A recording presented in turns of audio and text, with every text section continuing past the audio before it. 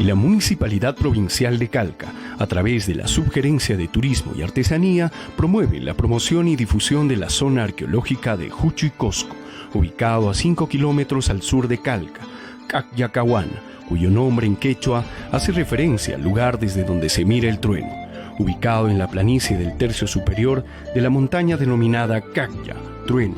Es un conjunto arquitectónico inca, donde se exhibe uno de los mejores trabajos en modulación de la topografía mediante el empleo de andenes o secres. Asimismo, te invita a conocer las rutas de acceso. Ruta 1, Patabamba, Siwa, Huchuicosco.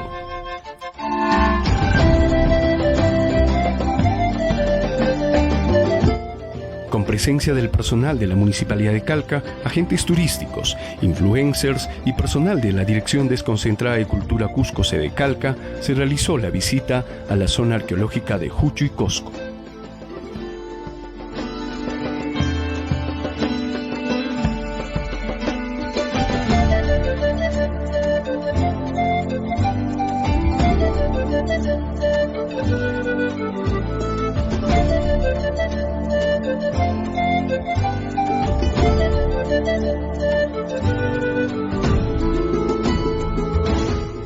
Ruta 2, Chinchero, Huchuicosco.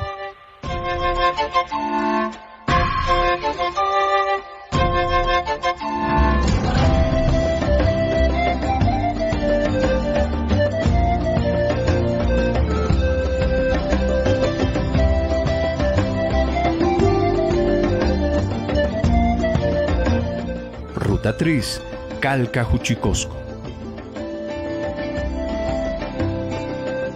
Es de esta manera que la Comuna Provincial promueve la reactivación económica a través de la promoción y difusión de los sitios arqueológicos.